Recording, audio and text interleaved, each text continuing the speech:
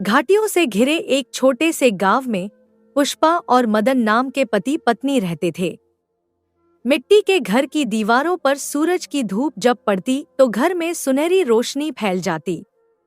आंगन में तुलसी का पौधा हरा भरा खड़ा रहता, जिसे पुष्पा हर सुबह जल चढ़ाकर पूजा करती थी। घर छोटा था पर साफ सुथरा रखा जाता था। मदन शुरू से ही एक मेहनती इंसान था। सूरज निकलने से पहले उठकर अपने खेतों में काम करने चला जाता और शाम को अंधेरा होने के बाद ही घर लौटता। उसके हाथों में मेहनत की लकीरें साफ दिखाई देती थी। उसकी आंखों में सपने थे अच्छी फसल के, समृद्धि के और एक खुशहाल परिवार के। लेकिन मदन की किस्मत जैसे उससे रूठ गई थी। जितनी मेहनत करता उतना फल कभी नहीं मिलता। कभी अकाल पड़ जाता, कभी बेमौसम बारिश फसल बर्बाद कर देती और कभी कीड़े लग जाते। हर बार आशा से बोई गई फसल निराशा ही देती। भगवान भी हमसे नाराज हैं क्या? एक शाम को मदन ने अपने खेत से लौटते हुए पुष्पा से कहा। उसके चेहरे पर थकान और हताशा के भाव थे। इतनी मेहनत करता हूँ पर किस्मत साथ नहीं देती। पुष्पा ने अपने पति के माथे पर पसीना पोंछते हुए कहा, ऐसा मत कहो। भगवान की मर्जी है, वो देखते हैं सब। एक दिन जरूर हमारी किस्मत बदलेगी। लेकिन पुष्पा के मन में भी एक दुहक था, संतान का सुख न मिलना। शादी के 10 साल बीत चुके थे पर घर में बच्चों की किलकारियां नहीं गूंजी थी। गांव के लोग कभी कभी ताने भी मारते, जिससे पुष्पा का दिल दुखता। वह रात को अकेले में रोती पर मदन के सामने मजबूत बनी रहती। एक दिन दोपहर में जब मदन खेत पर गया था, पुष्पा अपने आंगन में बैठी कपड़े धो रही थी। तभी उसकी पड़ोसन छाया एक नई चमचमाती लाल साड़ी पहने उसके घर आई। अरे पुष्पा, देखो मेरी नई साड़ी, कैसी लग रही हूँ? छाया ने घूमकर दिखाते हुए कहा। पुष्पा के मन में जलन की एक लहर उठी। उसने कब की नई साड़ी नहीं पहनी थी। उसके पास तो बस 2-3 पुरानी साड़ियाँ थी जो वह त्योहारों और विशेष अवसरों पर पहनती थी। बहुत सुंदर है, पुष्पा ने मुस्कुराते हुए कहा, पर उसकी आवाज में छुपी कड़वाहट को छाया ने भांप लिया। हमारे पति ने कल ही शहर से लाकर दी। कहते हैं कि मैं इसमें बिल्कुल परी लगती हूँ, छाया ने गर्व से कहा। पुष्पा के मन में विचार आया कि छाया जानबूझकर उसे जलाने आई है। उसका पति व्यापार करता था और अच्छा कमाता था, जबकि मदन की खेती से मुश्किल से घर चलता था।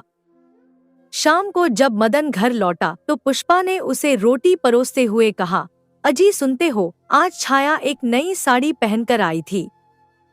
कितनी सुंदर थी वो साड़ी, लाल रंग की, सोने के धागों से बुनी हुई।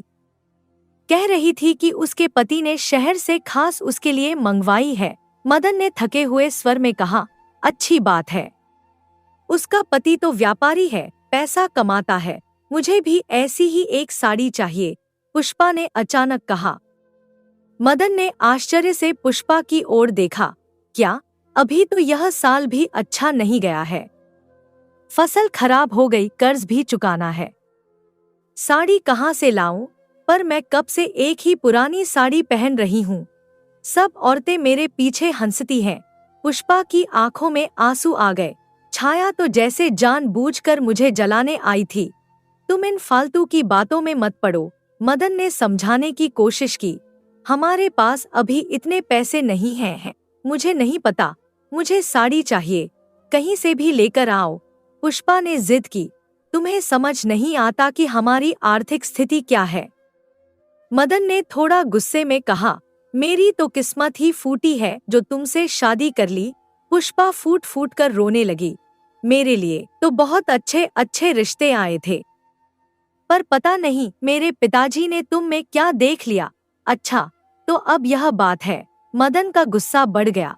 मैंने तुमसे शादी करने के लिए कोई जबरदस्ती नहीं की थी। तुम्हारे पिताजी ही आए थे रिश्ता लेकर। आज तक तुमने मुझे दिया ही क्या है? ना संतान का सुख मिला, ना पैसों का, पुष्पा ने कहा। मदन को पुष्पा की यह बात बहुत चुभी।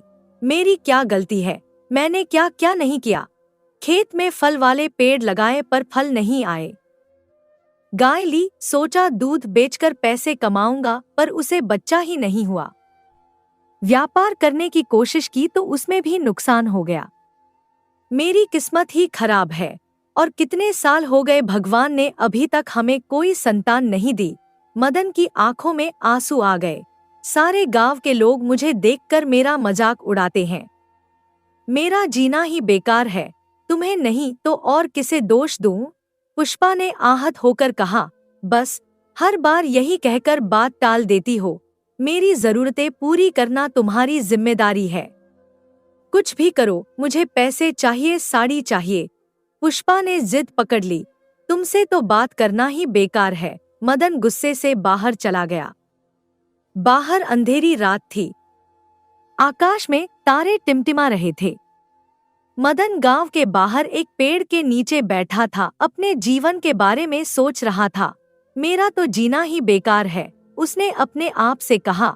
ना पत्नी की जरूरतें पूरी कर सकता हूँ, ना ही मेरा कोई काम ठीक से होता है। कुछ भी करता हूँ, सब उल्टा हो जाता है। मैं अब तंग आ चुका हूँ। इस जिंदगी से मेरे जीने का कोई फायदा ही नहीं है। तभी वहां से एक साधु बाबा गुजर रहे थे। उन्होंने गहरी सांस लेते हुए मदन को देखा। उनकी आंखों में करुणा थी। क्या बात है बेटा, बहुत परेशान दिख रहे हो। कोई समस्या है क्या? साधु ने पूछा। उनकी आवाज में एक अजीब सा सुकून था। मदन ने सिर उठाकर देखा। साधु की सफेद दाढ़ी चांदनी में चमक रही थी। भगवा वस्त्र पहने, हाथ में कमंडल लिए वे एक दिव्य पुरुष लग रहे थे।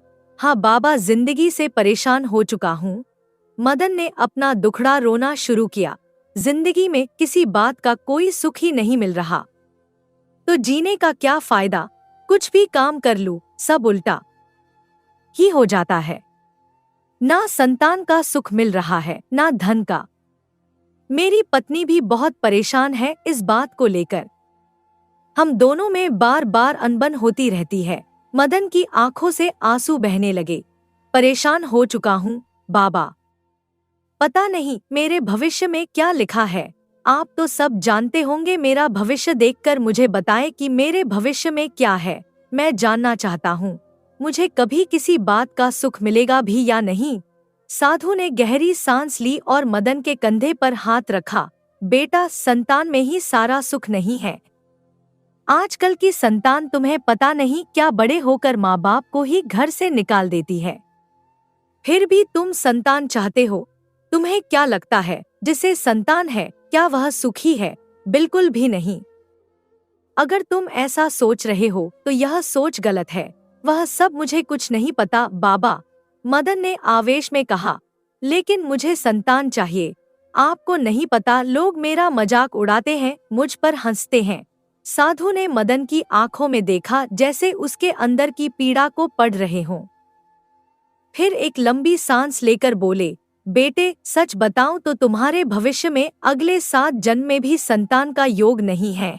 यह सुनकर मदन का चेहरा पीला पड़ गया। यह क्या कह दिया बाबा? अभी तो मैं जीवित ही नहीं रहना चाहता, मैं मर जाना चाहता हूँ। और मेरी मृत्यु के कारण आप होंगे बाबा, मदन ने जोर से चिल्लाते हुए कहा। आपकी वजह से मैं आज आत्महत्या करने जा रहा हूँ। यह क्या कह रहे हो? साधु घबरा गए। मेरी वजह से क्यों? मैंने क्या किया है जो तुम मेरी वजह से आत्महत्या करने जा रहे हो? आत्महत्या करना पाप है बेटा। मनुष्य जीवन केवल एक बार मिलता है, बार बार नहीं। आपने ही मुझे आत्महत्या करने पर मजबूर कर दिया है। मदन ने रोते हुए कहा। मेरी आत्महत्या का पाप आपको भुगतना पड़ेगा। अब तक तो मेरा दुख केवल 1 गुना था और आपने ऐसा कहकर मेरा दुख 7 गुना और बढ़ा दिया। इसीलिए मेरी आत्महत्या के जिम्मेदार आप भी रहेंगे। मदन ने साधु की ओर एक अंतिम नजर डाली और कहा, आपके पास 2 रास्ते हैं बाबा। एक तो मुझे संतान प्राप्ति के लिए कोई उपाय बताओ, नहीं तो मेरी आत्महत्या का पाप अपने हिस्से लेने के लिए तैयार हो जाओ। साधु बाबा सोच में पड़ गए। उनका माथा चिंता की लकीरों से भर गया। क्या करूं? इसने तो मुझे भ्रम में डाल दिया। अगर इसकी मदद नहीं की तो यह आत्महत्या कर लेगा और सारा इल्जाम मुझ पर डाल देगा। लगता है इसकी सहायता करनी ही पड़ेगी। अच्छा ठीक है, साधु ने अपनी झोली से एक चमकदार फल निकालते हुए कहा, मैं तुम्हारी मदद करने के लिए तैयार हूँ। यह लो, यह एक चमत्कारी फल है। इसे घर जाकर अपनी पत्नी को खिला देना, तुम्हें संतान प्राप्ति हो जाएगी। फल देखते ही मदन की आंखों में चमक आ गई। वह फल सुनहरे रंग का था और उससे एक अजीब सी खुशबू आ रही थी। उसने झट से साधु के हाथ से फल ले लिया। आपका बहुत बहुत धन्यवाद बाबा, मदन ने साधु के पैर छूते हुए कहा। मैं अभी घर जाकर मेरी पत्नी को बताता हूँ। संतान प्राप्ति की बात सुनकर वह बहुत खुश हो जाएगी। मदन फल लेकर तेजी से घर की ओर भागा, जैसे उसके पैरों में पंख लग गए हों। साधु ने उसे जाते हुए देखा और एक गहरी सांस ली। पुष्पा अभी तक जाग रही थी। उसकी आंखें रोने से सूज गई थी। उसने मदन को दरवाजे पर खड़ा देखा। उसके चेहरे पर एक अजीब सी खुशी थी। क्या हुआ, इतनी रात गए इतने खुश कैसे हो? पुष्पा ने पूछा। पुष्पा, आज हमारी किस्मत बदलने वाली है, मदन ने उत्साह से कहा। मैं गांव के बाहर एक पेड़ के नीचे बैठा था, तभी एक साधु बाबा वहां से गुजरे। उन्होंने मेरी समस्या सुनी और मुझे यह चमत्कारी फल दिया। उसने पुष्पा को वह सुनहरा फल दिखाया। बाबा ने कहा है कि अगर तुम इस फल को खाओगी तो हमें संतान प्राप्ति होगी। हमारा घर बच्चों की किलकारियों से गूंज उठेगा। पुष्पा ने संदेह से फल को देखा। क्या यह सच है? एक फल खाने से ही संतान प्राप्ति हो जाएगी? हाँ, बाबा ने ऐसा ही कहा। वह बहुत शक्तिशाली साधु थे। मदन ने जोश से कहा, तुम अभी इसे खा लो। पुष्पा ने अभी भी संदेह से भरी नजरों से फल को देखा। अच्छा ठीक है, मैं इसे खा लूंगी, लेकिन अभी नहीं। सुबह उठकर खाऊंगी। अभी मुझे नींद आ रही है। जैसी तुम्हारी मर्जी, मदन ने फल को मेज पर रखते हुए कहा। मैं बहुत थक गया हूँ, सोने जा रहा हूँ। तुम भी आ जाओ।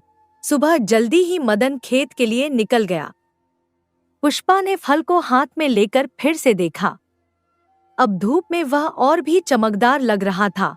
क्या सचमुच इस फल से मैं गर्भवती हो जाऊंगी? पुष्पा ने सोचा। क्या यह फल मुझे संतान सुख दे सकता है? पता नहीं किस बाबा से उठाकर ले आए हैं। अभी अभी तो इतने गुस्से में गए थे और अब इस फल को लेकर आ गए। एक डरावना विचार उसके मन में आया। इसमें कुछ मिलाया तो नहीं होगा? इसे खाकर कहीं मैं मर गई तो मुझे यह खाना चाहिए या नहीं? इनसे कहूंगी तो मुझसे ही झगड़ा करेंगे कि मैं उन पर शक कर रही हूँ। अब मैं क्या करूँ? पुष्पा ऐसी बातें सोच ही रही थी कि तभी उसकी पड़ोसन रमा उसके पास आई। रमा पुष्पा की बचपन की सहेली थी और उन दोनों में गहरी दोस्ती थी। अरे रमा, तुम सही वक्त पर आई हो, पुष्पा ने राहत के साथ कहा। मुझे तुम्हें एक बात बतानी है। फिर पुष्पा ने रमा को सारी बातें बताईं। मदन से हुआ झगड़ा, साधु का फल देना और उसके मन में उठ रहे संदेह। रमा ने ध्यान से फल को देखा और फिर पुष्पा की ओर देखा। अरे सोच क्या रही हो? तुम्हें यह फल खा लेना चाहिए। कितने दिनों से तुम्हें संतान नहीं हो रही, यह फल खा लो तो शायद तुम्हें संतान हो जाए। इसमें सोचने वाली क्या बात है? तुमने अब तक फल क्यों नहीं खाया? मुझे विश्वास ही नहीं हो रहा कि एक फल खाने से संतान की प्राप्ति हो जाएगी। पुष्पा ने कहा, जो इतने सालों से नहीं हुआ, क्या वह एक फल से हो जाएगा? अरे क्यों नहीं हो सकता? रमा ने उत्साह से कहा। तुम नहीं जानती, साधु बाबा बहुत बड़े विद्वान होते हैं, बड़े बड़े चमत्कार करते हैं। उनके चमत्कार से तो मुर्दे भी खड़े हो जाए। तुम संतान की बात करती हो, मुझे लगता है तुम्हें भरोसा कर लेना चाहिए और खा लेना चाहिए। पुष्पा अभी भी दुविधा में थी। पता नहीं, लेकिन मेरा मन नहीं मान रहा। अच्छा ठीक है, तुम्हें जो ठीक लगता है वही करो, रमा ने उठते हुए कहा। मैं चलती हूँ, अगर कोई बात हो तो मुझे बता देना। रमा के जाने के कुछ देर बाद पुष्पा के घर उसकी बहन कमली आई।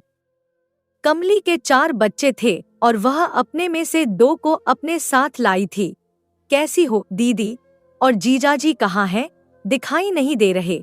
कमली ने आते ही पूछा, अरे वो तो खेत पर गए हैं, शाम को आएंगे। पुष्पा ने कहा, अच्छा हुआ तुम आ गई, मैं बहुत बड़ी दुविधा में फंस गई हूँ। अब तू ही बता मैं क्या करूँ। फिर पुष्पा ने कमली को सारी बातें बताईं जैसे उसने रमा को बताई थी। कमली एक एक शब्द ध्यान से सुन रही थी।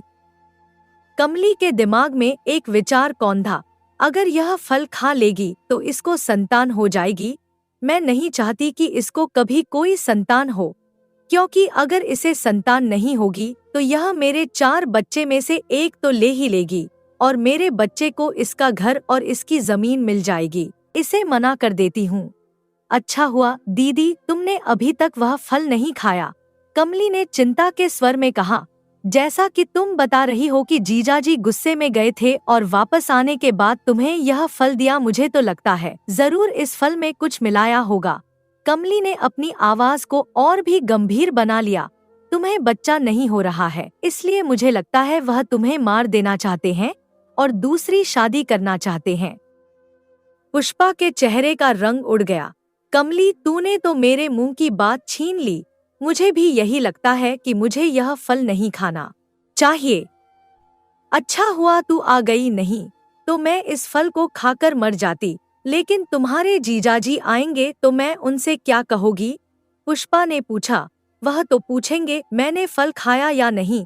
दीदी मेरे पास एक बहुत अच्छा उपाय है, कमली ने रहस्यमय ढंग से कहा। तुम्हें जीजाजी को कोई जवाब देने की जरूरत ही नहीं पड़ेगी। हाँ बोल क्या उपाय है? पुष्पा ने उत्सुकता से पूछा। कमली ने अपने पेट पर हाथ रखा और बोली, दीदी मैं भी गर्भवती हूँ। तुम तो जानती हो पहले से ही मेरे पास 4 बच्चे और हैं और भगवान ने मुझे और एक दे दिया है। फिर उसने अपनी आवाज को धीमा कर दिया। हम एक काम करते हैं, तुम अभी गर्भवती होने का नाटक करो, 9 महीने तक नाटक जारी रखो। जब मुझे बच्चा हो जाएगा मैं चोरी छुपे तुम्हें वह बच्चा दे दूंगी। सबको लगेगा कि यह तुम्हारा बच्चा है। जीजाजी को भी तुम पर शक नहीं होगा। तुम बता देना कि तुमने वह फल खा लिया है। पुष्पा को यह सुझाव अजीब लगा, लेकिन फिर उसने सोचा कि शायद यही एकमात्र रास्ता था। और रही मेरे पति की बात, कमली ने आगे कहा, तुम तो जानती हो वह दिन रात शराब पीते हैं। उन्हें कुछ पैसे दे दोगी तो वह भी चुप हो जाएंगे। वह तो पैसे के भूखे हैं। उनका मुंह बंद करना है तो तुम्हें कुछ पैसे देने होंगे। यह तो बहुत अच्छा सुझाव है कमली, पुष्पा ने खुशी से कहा। मैं तुम्हें पैसे दे दूंगी, फिर किसी को कुछ पता नहीं चलेगा। हाँ, और तुम्हें बच्चा पैदा करने की तकलीफ में से भी गुजरना नहीं पड़ेगा, कमली ने मुस्कुराते हुए कहा। तुम्हारे लिए तो और भी अच्छा है। और तुम एक काम करो, यह फल तुम अपनी गाय को खिला दो। हाँ कमली ठीक है, मैं ऐसा ही करूंगी, पुष्पा ने राहत के साथ कहा। इस प्रकार पुष्पा अपनी बहन कमली की बातों में आ गई और वह साधु का दिया हुआ चमत्कारी फल जाकर अपनी गाय को खिला दिया। फिर 9 महीने तक वह गर्भवती होने का नाटक करती रही। 9 महीने बीत गए। कमली ने एक स्वस्थ बच्चे को जन्म दिया, एक लड़का। जैसा कि योजना थी, कमली ने चोरी छुपे अपना बच्चा पुष्पा को दे दिया। उस बच्चे को पाकर पुष्पा और मदन बहुत खुश हुए। मदन तो फूला नहीं समा रहा था। उसने बच्चे का नाम राजू रखा। देखो पुष्पा, साधु बाबा सच्चे थे, मदन ने खुशी से कहा। उस फल में वाकई चमत्कारी शक्ति थी। लेकिन अगले ही दिन एक अजीब घटना घटी। पुष्पा की गाय को भी एक बच्चा हुआ जो बिल्कुल इंसान की तरह दिखता था। यह देख सब हैरान हो गए। गाय के बच्चे का चेहरा बिल्कुल इंसान जैसा था, हाथ पैर भी इंसान जैसे थे, लेकिन शरीर पर थोड़े बहुत बाल थे। हे भगवान, यह क्या है? गांव के लोग आश्चर्य से चिल्ला उठे। एक गाय को इंसान जैसा बच्चा, यह तो अद्भुत है, ऐसा कभी नहीं देखा न सुना। लोग कहते। सारे गांव वाले इस अजीब बच्चे को देखने आए। हर कोई इस चमत्कार से हैरान था। कुछ लोग इसे भगवान का आशीर्वाद मान रहे थे तो कुछ इसे अपशकुन। पुष्पा सोच में पड़ गई। इसका मतलब वह फल सचमुच चमत्कारी था और मैंने इनकी बात नहीं सुनी और कमली से बच्चा ले लिया।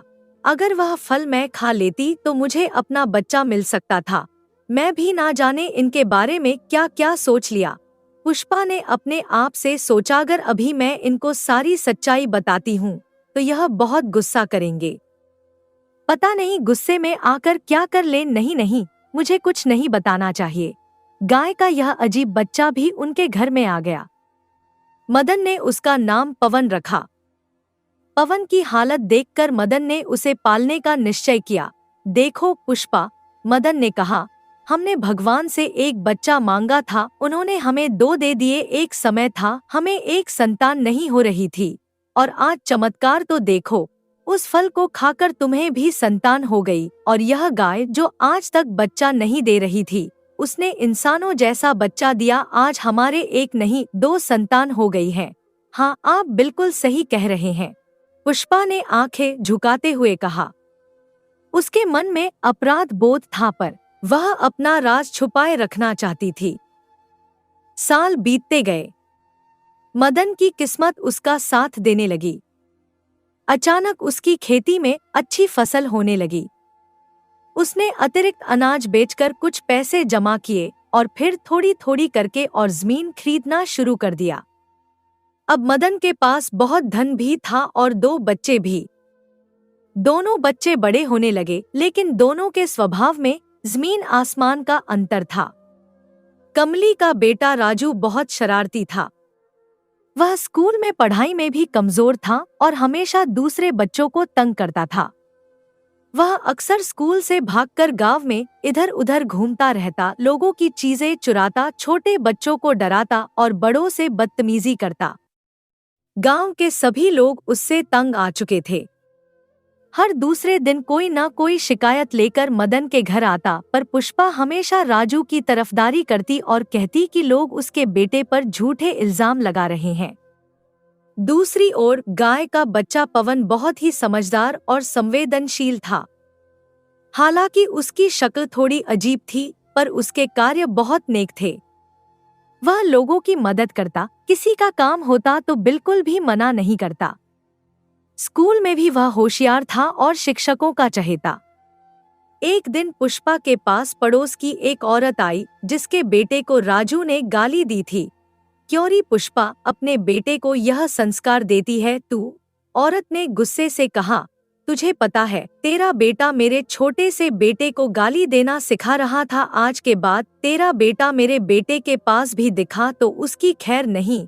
इस बार तो तेरे पास आ गई, अगली बार तेरे पास भी नहीं आऊंगी। तेरे बेटे को ऐसा सबक सिखाऊंगी कि याद रखेगा। पुष्पा ने अपने बेटे की ओर देखा और पूछा, क्यों रे राजू, तू गाली दे रहा था? नहीं माँ, मैंने कोई गाली नहीं दी, राजू ने झूठ बोलते हुए कहा। यह औरत झूठ बोल रही है, इसने मुझे देखा था क्या इसके बेटे को गाली सिखाते हुए? जो यहाँ आ गई मेरी शिकायत करने। ए लड़के, मुंह संभाल कर बात कर, औरत ने क्रोधित होकर कहा। देखा पुष्पा, तेरा बेटा मुझसे कैसे बात कर रहा है, कितना नालायक है। औरत ने फिर कहा, अरे अपने भाई पवन से कुछ सीख। एक ही घर में रहते हो, फिर भी दोनों भाई में कितना अंतर है। तेरा भाई है जो लोगों का जा जाकर मदद करता है, बड़ों का आदर करता है, बड़ों से कैसे बातें की जाती हैं, उससे जाकर सीख। इतनी छोटी सी उम्र में भी वह बहुत समझदार है और तू बिल्कुल उल्टा है। तुझसे तो बात करना ही बेकार है, तुझे बात करने की तमीज नहीं है। औरत ने गुस्से से कहा। देखा माँ, राजू ने झटपट कहा, आपके सामने यह औरत मुझसे कैसी बातें कर रही है और आप कुछ नहीं बोल रही। मैं आपका बेटा हूँ ना, आपको मेरी तरफदारी करनी चाहिए, ना कि इस औरत की बातें सुननी चाहिए। राजू ने फिर से जोर देकर कहा, मैं झूठ नहीं बोल रहा, आपने मुझे झूठ बोलना कभी सिखाया ही नहीं, तो मैं झूठ क्यों बोलूंगा। यह जानबूझकर आपके पास आई है और यह मुझे नहीं, आपको ताना दे रही है कि आपके संस्कार अच्छे नहीं हैं। पुष्पा अपने बेटे की बातों में आ गई और गुस्से से औरत से कहने लगी, बस बहुत हुआ, कब से देखी जा रही हूँ, मेरे बेटे को सुनाए जा रही हो, अपने बेटे के खिलाफ एक शब्द नहीं सुनूंगी। मेरे संस्कार तुझसे कहीं ज्यादा अच्छे हैं। मेरा बेटा गाली गलौज कर ही नहीं सकता। पुष्पा की आंखें क्रोध से लाल हो गई थी। और रही तेरे बेटे की बात, अगर मेरा बेटा इतना ही बुरा है तो तेरा बेटा मेरे बेटे के साथ खेलता क्यों है? अपने घर में रखा करना उसे, मेरे बेटे के साथ खेलने क्यों देती हो? राम राम राम। उल्टा चोर कोतवाल को डांटे। औरत ने आश्चर्य से कहा, एक तो गलती करते हो, ऊपर से सीनाजोरी करते हो। कुछ शर्म कर पुष्पा, ऐसे बेटे की तरफदारी मत कर। बड़ा होकर एक दिन तुझे बहुत भारी पड़ेगा। उसे इतना सर पर मत चढ़ा। तेरे इस ज्यादा लाड से ही तेरा बेटा बिगड़ चुका है। अगर तूने अभी लगाम नहीं कसी तो तुझे बहुत पछताना पड़ेगा। मेरी बात याद रखना, मेरा बेटा है। मैं उसे डांटूं या प्यार करूं, चाहे कुछ भी करूं, उससे तुझे क्या? पुष्पा ने चीखते हुए कहा, तू जा यहाँ से, मुझे सिखाने की कोई जरूरत नहीं है। वह औरत गुस्से से वहां से चली गई। थोड़ी देर बाद पवन स्कूल से घर आया। लोगों से सारी बातें उसे पता चल गईं। वह पुष्पा के पास गया और बोला, माँ, आपने यह ठीक नहीं किया। वह चाची ठीक कह रही थी। मैंने इसे पहले भी देखा है, यह बाहर बहुत गाली गलौज करता है। उस दिन एक अंधा आदमी इससे रास्ता पूछ रहा था तो इसने उसकी मदद करने के बजाय उसे कुएं का रास्ता बता दिया। बेचारा कुएं में गिरता गिरता बचा है। वह तो अच्छा हुआ मैं मौके पर वहां पहुंच गया और उनकी जान बचा ली, नहीं तो वह मर जाते। पवन ने आगे कहा, और यही नहीं, यह छोटे बच्चों को भी बहुत परेशान करता है। छोटे बच्चों को मारता है, बूढ़ों की लाठी लेकर भाग जाता है। यह लोगों को बहुत परेशान करता है। माँ, आप इसे कुछ कहते क्यों नहीं? अगर आपने इसे कुछ नहीं कहा तो यह और बिगड़ता चला जाएगा। पुष्पा को यह सुनकर और भी गुस्सा आ गया। क्यों रे पवन, वह औरत क्या कम थी जो अब तू आ गया सुनाने? मुझे समझ नहीं आता, हर कोई मेरे बच्चे के पीछे ही क्यों पड़ा है? पुष्पा ने गुस्से से कहा, और तू तो औकात में रहकर बात कर। तेरी हिम्मत कैसी हुई मुझसे ऐसी बात करने की? राजू मेरा बेटा है और तू गाय का बेटा है। तुझे जन्म देने वाली माँ तो रही नहीं। तुझे हम लोगों ने पाला है, इसी बात का एहसान मान। ज्यादा ज़बान लड़ाने की कोशिश मत कर, वरना मुझसे बुरा कोई नहीं होगा। अब जा यहाँ से। तभी मदन वहाँ आ गया। पुष्पा, यह क्या तरीका है बच्चे से बात करने का?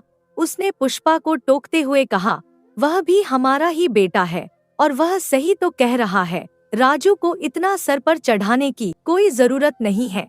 आप चुप रहिए जी। पुष्पा ने मदन से भी तेज आवाज में कहा, आप कुछ नहीं जानते, मुझे अच्छे से पता है मुझे बच्चों से कैसे बातें करनी चाहिए। पवन को यह सुन बहुत बुरा लगा। उसकी आंखों में आंसू आ गए, पर वह चुपचाप वहां से चला गया।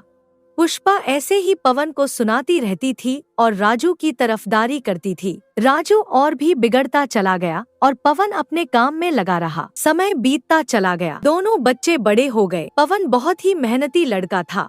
वह स्कूल के बाद खेती में मदन की मदद करता और उसके प्रयासों से खेती में अच्छी फसल होने लगी थी।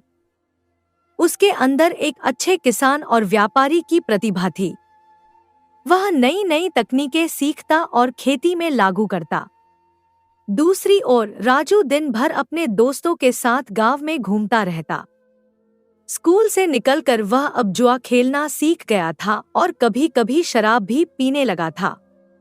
उसकी संगत बुरी थी और वह अपने माता पिता के प्रति अक्सर बदतमीजी से पेश आता था, पर फिर भी पुष्पा हमेशा उसकी तरफदारी करती।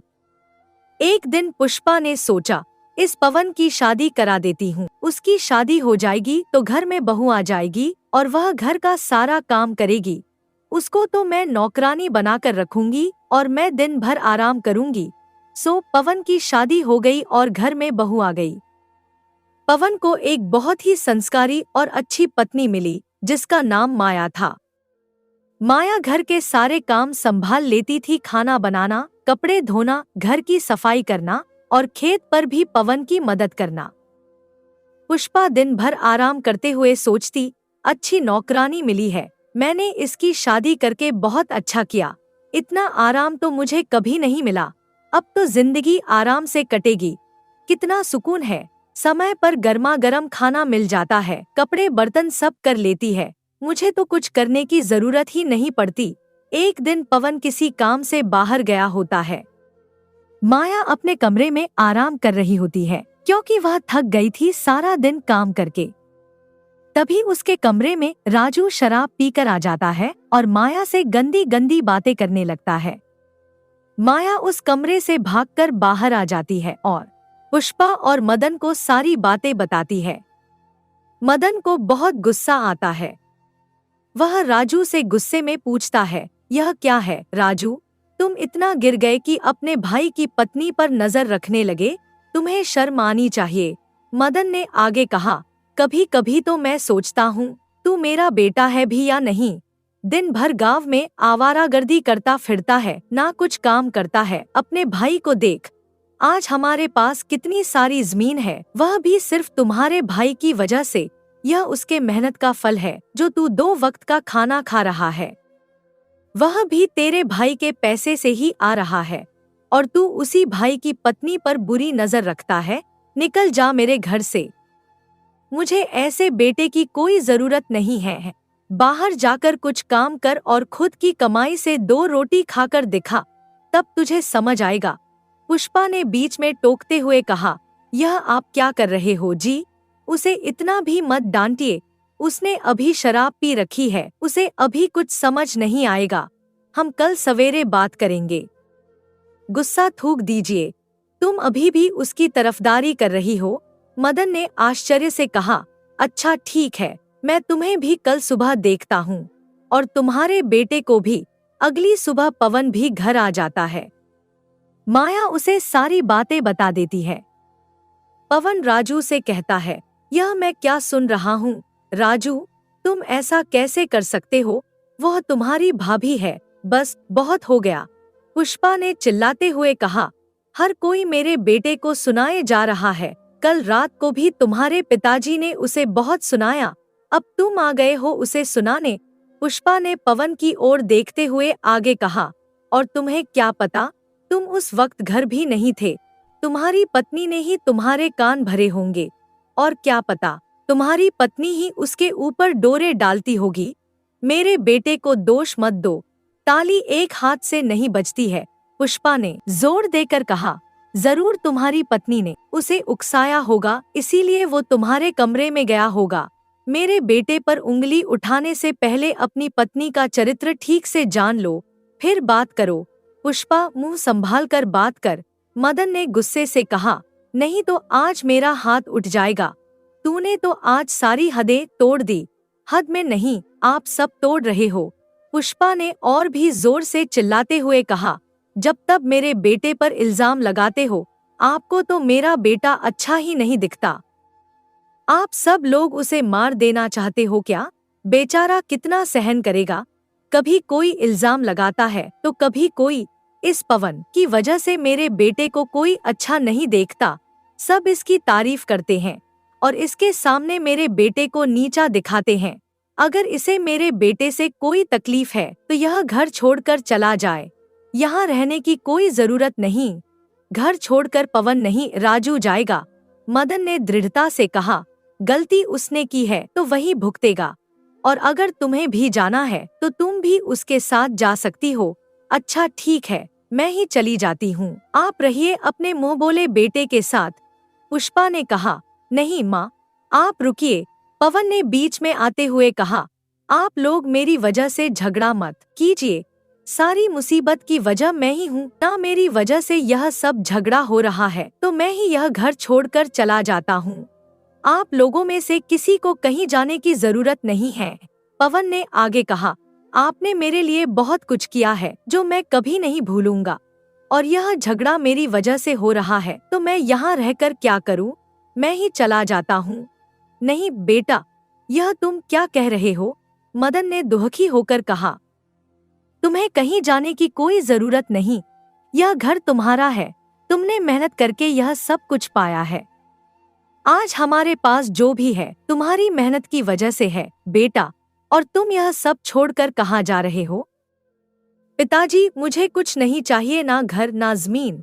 पवन ने दृढ़ता से कहा, मैं अपनी मेहनत के बल पर अपना गुजारा कर लूंगा। मुझे यहाँ से कुछ भी नहीं चाहिए। मैं जा रहा हूँ पिताजी, और मुझे रोकने की कोशिश मत करना। अगर आप घर में शांति चाहते हो तो यही सही रहेगा कि मैं यहाँ से चला जाऊं, और आपको मेरी कसम है आप मुझे रोकेंगे नहीं। पवन ने कहा, चलता हूँ पिताजी, चलता हूँ माँ, अपना ख्याल रखना। फिर माया और पवन घर छोड़कर चले गए और एक छोटी सी झोपड़ी में रहने लगे। पवन मजदूरी करके अपना घर चलाने लगा। कुछ दिन ऐसे ही बीत गए।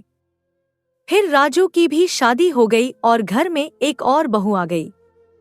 राजू की पत्नी का नाम छाया था और वह बिल्कुल राजू की तरह ही थी, बदतमीज, निरर्थक और स्वार्थी। उसे ना बड़ों का आदर करना आता था, ना उसे बात करने की तमीज होती थी। एक दिन पुष्पा अपनी बहू से कहती है, बहू अभी तक खाना नहीं बनाया, मेरे पेट में भूख के मारे दर्द होने लगा है।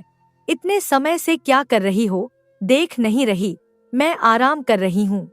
छाया ने बिना पुष्पा की ओर देखे कहा, मैं तुम्हारी बहू हूँ, कोई नौकरानी नहीं। और कभी कभी तुम भी खाना बना लिया करो। हर वक्त मेरा जी क्यों खाती हो? तुम्हारे हाथ पैर सलामत है ना, खुद भी खाना बना सकती हो। आज मेरी तबीयत मुझे कुछ ठीक नहीं लग रही है, छाया ने आगे कहा, इसलिए मैं सिर्फ आराम करूंगी, खाना तुम बना लो।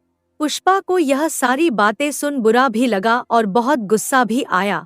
बदतमीज, तुम्हें बात करने की तमीज नहीं है, वह गुस्से से बोली। तुम्हें तुम्हारी माँ ने सिखाया नहीं कि बड़ों से कैसे बात करते हैं? तुम्हारे रहते हुए मैं खाना बनाऊं और तुम आराम करोगी? मुझसे ऐसे बात करते हुए तुम्हें शर्म नहीं आती? इसमें शर्म सी कौन सी बात है? छाया ने उकसाते हुए कहा, मैंने ऐसा क्या कह दिया? सच ही कहा है। तुम खाना बना लोगी तो कौन सी आफत आ जाएगी? अब जाओ यहाँ से, मेरा सिर पहले ही बहुत दुख रहा है, मुझे आराम करने दो। पुष्पा वहाँ से गुस्से से चली जाती है और सोचती है, हे भगवान, कैसी खतरनाक बहू मिली है। तुझे ऐसी बहू मेरे ही पल्ले बांधना था। ऐसी बहू से तो भगवान बचाए। यह कितनी बदतमीज है, इसे बात करने की भी तमीज नहीं है। यह तो किसी दिन मुझ पर हाथ उठाने के लिए भी आगे पीछे न करेगी। पुष्पा को फिर पवन की पत्नी याद आती है। एक पवन की बहू थी जो इतनी संस्कारी, इतनी अच्छी, बेचारी ने कभी मेरे सामने मुंह नहीं खोला था। घर के सारे काम चुपचाप कर लेती, जब भी मैं उसे कुछ काम कहती उसके मुंह से कभी ना नहीं निकलता था। रोज वक्त पर गर्मा गर्म भोजन परोसती थी। आज इसे देख मुझे उसकी कीमत पता चल रही है। बेचारी ने कभी मुझे उल्टा जवाब नहीं दिया और इसे तो देखो मुझ पर ही हुकूम चला रही है, जैसे कि यह मेरी सास हो। फिर राजू घर पर आता है और अपनी पत्नी से कहता है, क्या हुआ छाया, परेशान दिख रही हो? तुम्हारी माँ ने मुझे आज बहुत सुनाया। छाया ने रोने का नाटक करते हुए कहा, देखो ना मेरी तबीयत कितनी खराब है। फिर भी वह मेरे पास आई और मुझे कहने लगी कि खाना बनाओ। मैंने सिर्फ इतना कहा कि मांग जी, मेरी तबीयत बहुत खराब है, मेरे सिर में बहुत दर्द है, थोड़ी देर आराम कर लेती हूँ, फिर बनाती हूँ। लेकिन वह नहीं मानी। वह मुझसे कहने लगी कि मैं बीमारी का नाटक कर रही हूँ ताकि मैं काम से बच सकूं, और मुझे 4 बातें सुनाकर चली गई। मुझे बहुत बुरा लगा। छाया ने और जोर से रोना शुरू कर दिया। अच्छा यह बात है, राजू ने गुस्से से कहा, अभी उनसे बात करके आता हूँ। राजू अपनी माँ के पास जाकर बोलता है, माँ, यह मैं क्या सुन रहा हूँ? तुमने छाया को क्या कह दिया जो वह रो रही थी? बेटा, मैंने तो कुछ भी नहीं कहा, पुष्पा ने सफाई देते हुए कहा। छाया ही मुझे सुना रही थी, मुझसे ज़बान लड़ा रही थी। माँ, मुझे छाया ने सब कुछ बता दिया है, राजू ने गुस्से से कहा। और आप उसे खाना बनाने के लिए क्यों कह रही थी? आपको दिख नहीं रहा उसकी तबीयत कितनी खराब है? आप खुद खाना नहीं बना सकती? अगर एक दिन खाना बना लिया तो क्या बिगड़ जाएगा? छोटी सी बात के लिए आपने उसे सुना दिया, यह सही नहीं है। राजू ने अपनी माँ को डांटना शुरू कर दिया। तुझे क्या हो गया है राजू?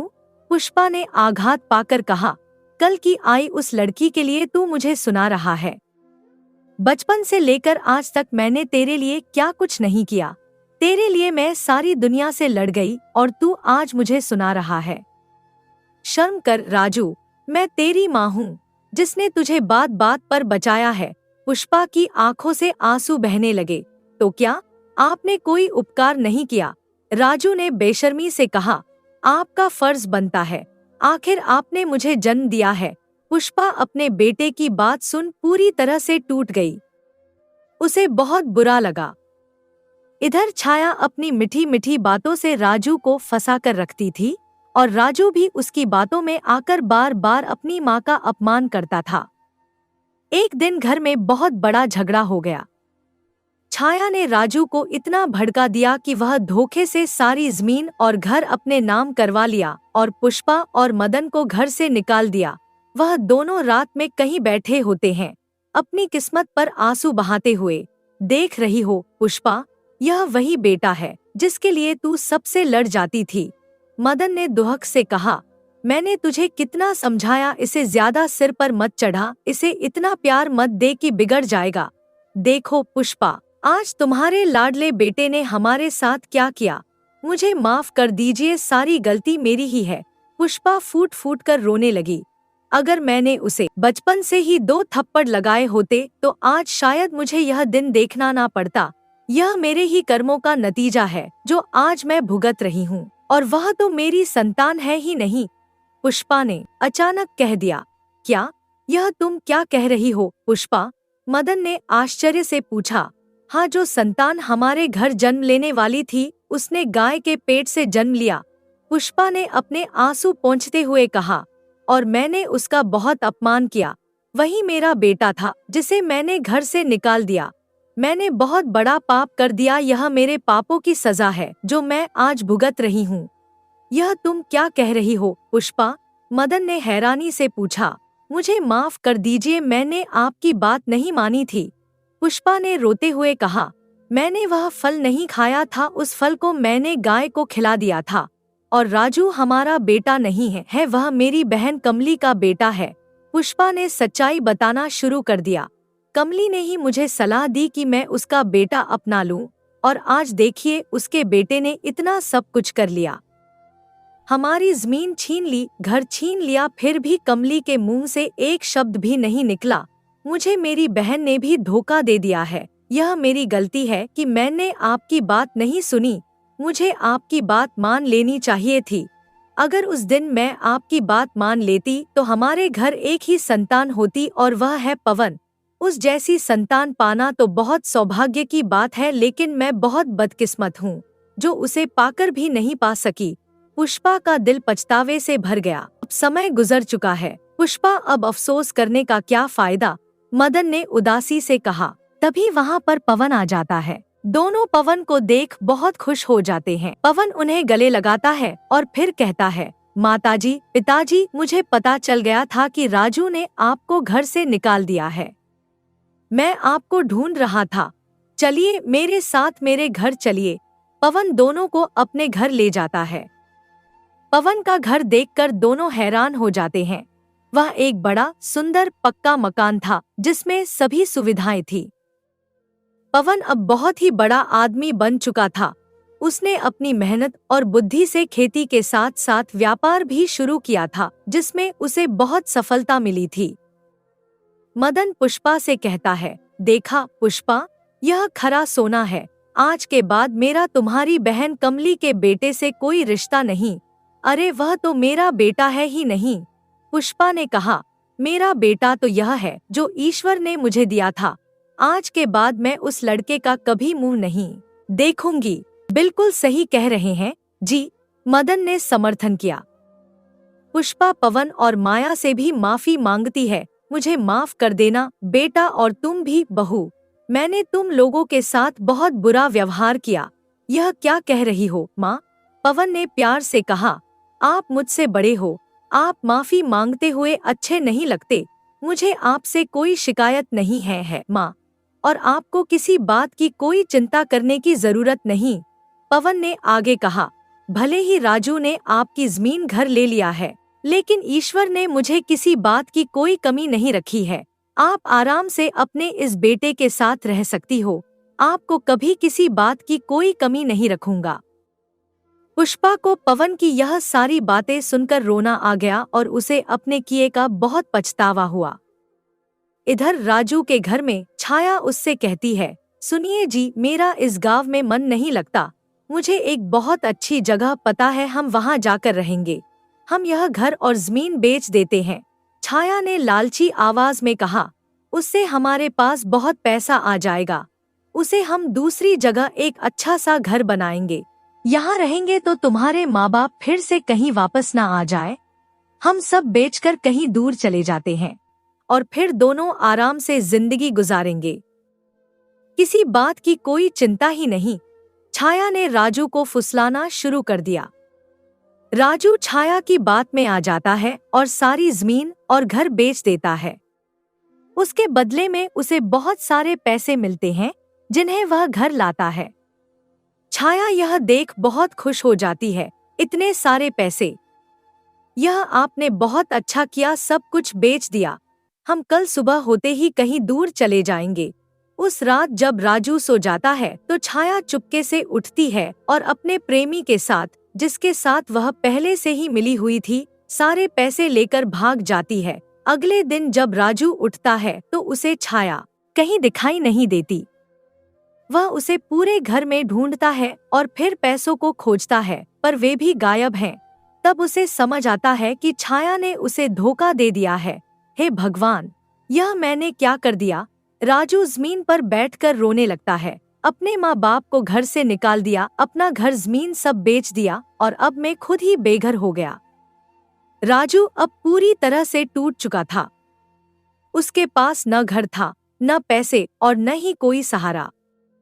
उसने जिस छाया को अपनी पत्नी समझा था, वह उसके जीवन में केवल एक छाया ही थी जो अब धूप में विलीन हो चुकी थी।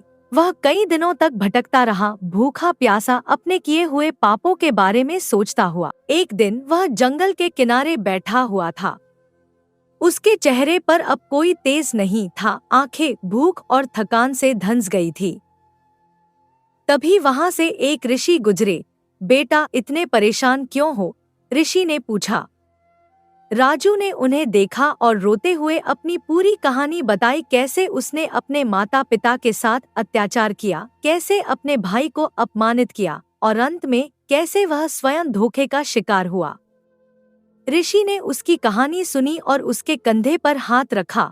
बेटा, तुम्हारे द्वारा किए गए पापों का प्रायश्चित सिर्फ सच्चे हृदय से की गई माफी और अपने कर्मों को सुधारने के निश्चय से ही हो सकता है। मैं क्या करूं बाबा?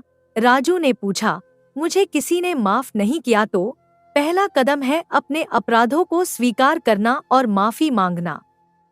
जो लोग सच्चे दिल से प्रायश्चित करते हैं उन्हें क्षमा मिलती है, ऋषि ने कहा। राजू को ऋषि की बात समझ में आई। वह अपने पिता और भाई का घर खोजने लगा। पूछते पूछते वह पवन के घर तक पहुंचा। पवन के घर के सामने खड़ा होकर राजू के पैर कांपने लगे। उसकी हिम्मत नहीं हो रही थी अंदर जाने की, लेकिन अंततः उसने हिम्मत की और दरवाजा खटखटाया। माया ने दरवाजा खोला और राजू को देखते ही उसका चेहरा सख्त हो गया। तुम यहाँ क्या कर रहे हो? उसने कठोर स्वर में पूछा। मुझे माता पिता से और पवन से मिलना है, राजू ने नम्रता से कहा। मैं माफी मांगना चाहता हूँ। पवन, जो अंदर से सब सुन रहा था, दरवाजे पर आया। उसकी आंखों में अभी भी वही करुणा थी जो हमेशा से थी। अंदर आओ, पवन ने कहा। राजू घर के अंदर गया जहां मदन और पुष्पा बैठे थे। उन्हें देखकर राजू की आंखों से आंसू बहने लगे। वह उनके सामने घुटनों के बल बैठ गया। माँ, पिताजी, मैंने बहुत बड़ा अपराध किया है, मुझे माफ कर दीजिए। राजू बिलक बिलक कर रोने लगा। मैंने आपका दिल दुखाया, आपका अपमान किया, आपको घर से निकाला। मैं अक्षम्य अपराध का दोषी हूँ। फिर वह पवन की ओर मुड़ा। भाई, मैंने तुम्हारे साथ भी बहुत बुरा व्यवहार किया, मुझे क्षमा कर दो। पुष्पा से रहा नहीं गया। वह उठकर राजू को गले लगा लिया।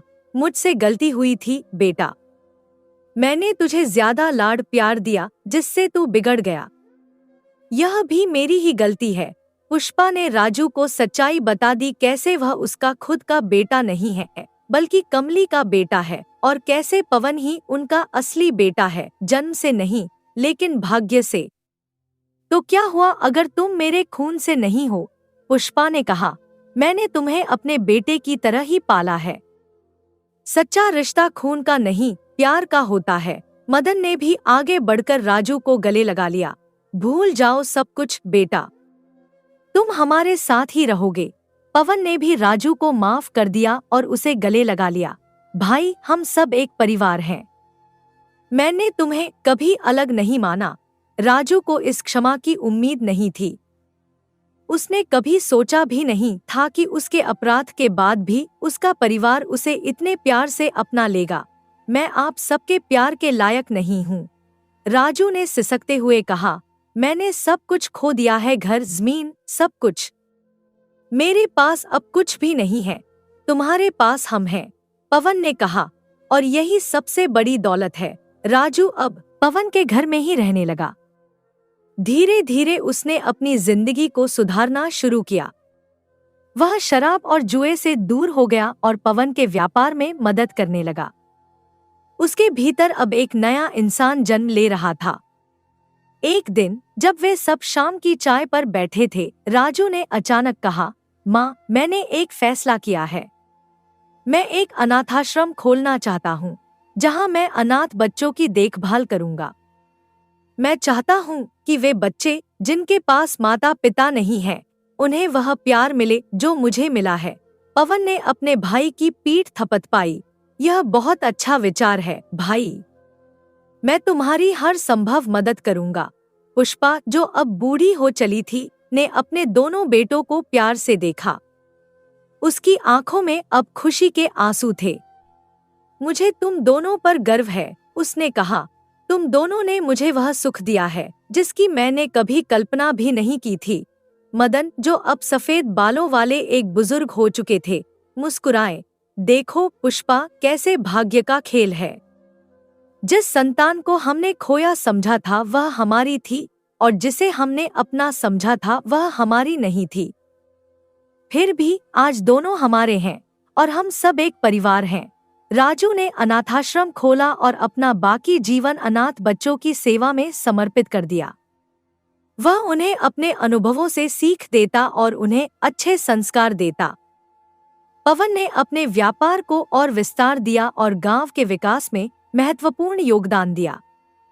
उसके नेतृत्व में गांव में स्कूल, अस्पताल और अन्य सुविधाएं स्थापित की गईं। एक सुंदर सुबह जब सूरज की किरणें पवन के घर की खिड़कियों से अंदर झांक रही थी, पुष्पा अपने दोनों बेटों को और उनके परिवारों को देख रही थी। उसके चेहरे पर एक संतुष्ट मुस्कान थी। देखो मदन, उसने अपने पति से कहा, हमारे परिवार में कितनी खुशियां हैं। यह सब उस चमत्कारी फल की वजह से है जो साधु बाबा ने हमें दिया था। वह सचमुच चमत्कारी थे, बस हमने उसे समझा नहीं। मदन ने मुस्कुराकर कहा, हाँ पुष्पा, वह फल हमारी किस्मत का खेल था। एक ऐसा खेल जिसने हमें अंत में सबसे बड़ा सुख दिया है। उस दिन से पवन और राजू के परिवार में खुशियां ही खुशियां रहीं। उनका घर हंसी खुशी से भरा रहता और वे सभी मिलकर एक खुशहाल परिवार की तरह रहते। उन्होंने सीखा कि सच्चा परिवार वह है जो एक दूसरे को प्यार करे, एक दूसरे का सम्मान करे और मुश्किल समय में भी एक दूसरे का साथ दे। किस्मत का खेल तो बस शुरुआत थी, असली जीत तो परिवार के प्यार और एकता में थी। दोस्तों, अगर आपको वीडियो पसंद आई है तो प्लीज इस वीडियो को लाइक करके एक हाइप जरूर दे दीजिएगा, जिससे कि YouTube इस वीडियो को आगे और भी व्यूअर्स तक पहुंचाए। तो शुरू करते हैं एक और नई कहानी। सुनहरी किरणों से जगमगाता विराटनगर अपनी समृद्धि और वैभव के लिए पूरे देश में प्रसिद्ध था। इस नगर के राजा विराट सेन की वीरता और पराक्रम की कहानियां दूर दूर तक फैली हुई थी। युद्ध के मैदान में उनकी तलवार की चमक शत्रुओं के मन में भय उत्पन्न करती थी और उनके न्याय की प्रशंसा मित्र राज्य के शासक भी करते थे। राजा विराट सेन के 4 पुत्र थे, वीरेंद्र, सूर्य प्रताप, शौर्य और अरुण। चारों राजकुमार अपने पिता की तरह ही साहसी, बलवान और कुशल थे। उनके तीर कभी लक्ष्य से नहीं चूकते थे और तलवारबाजी में उनका कोई सानी नहीं था। सभी राजकुमारों का एक अत्यंत प्रिय शौक था शिकार। जब भी समय मिलता वे चारों घने जंगलों में शिकार के लिए निकल पड़ते थे। एक शाम सूर्यास्त के समय जब आकाश में लाली छाई हुई थी, राजा विराट सेन ने अपने चारों पुत्रों को अपने कक्ष में बुलाया। महल के मध्य में स्थित राजा का कक्ष सोने चांदी से सजा हुआ था। दीवारों पर लटके हुए चित्र राजवंश के गौरवशाली इतिहास की गाथा कहते थे। कक्ष के बीचों बीच एक विशाल सिंहासन था जिस पर राजा विराजमान थे। राजकुमार आदर से अपने पिता के सामने खड़े हुए। मेरे प्रिय पुत्रों, राजा ने गंभीर स्वर में कहा। उनकी आंखों में स्नेह और चिंता के भाव थे। अब तुम चारों वयस्क हो गए हो। तुम्हारी वीरता और साहस की कहानियां महल की दीवारों को पार कर नगर तक पहुंच गई है। मुझे तुम पर गर्व है। राजकुमारों ने विनम्रता से सिर झुकाकर पिता के शब्दों का सम्मान किया। राजा ने आगे कहा, अब तुम अपनी इच्छानुसार राज्य में कहीं भी घूम फिर सकते हो, शिकार कर सकते हो। तुम्हारी सुरक्षा के लिए मेरे सिपाही तुम्हारे साथ जाने को तैयार हैं। पिताजी, हम अपनी सुरक्षा स्वयं कर सकते हैं। सबसे बड़े राजकुमार वीरेंद्र ने गर्व से कहा। हमें सिपाहियों की आवश्यकता नहीं है। राजा मुस्कुराए। मुझे तुम्हारी वीरता पर पूरा विश्वास है वीरेंद्र, पर एक बात का ध्यान रखना। राजा का स्वर अचानक गंभीर हो गया। उनकी आंखों में चिंता के भाव गहरे हो गए। क्या बात है पिताजी? सूर्य प्रताप ने पूछा। राजा ने गहरी सांस ली। शिकार के लिए तुम कहीं भी जा सकते हो, परंतु हमारे राज्य की दक्षिण दिशा में स्थित जंगल में कभी मत जाना। राजकुमार आश्चर्य से एक दूसरे की ओर देखने लगे। क्यों पिताजी? सबसे छोटे राजकुमार अरुण ने जिज्ञासा से पूछा। उसकी आंखों में उत्सुकता झलक रही थी। राजा ने अपने सिंहासन से उठकर खिड़की की ओर कदम बढ़ाए।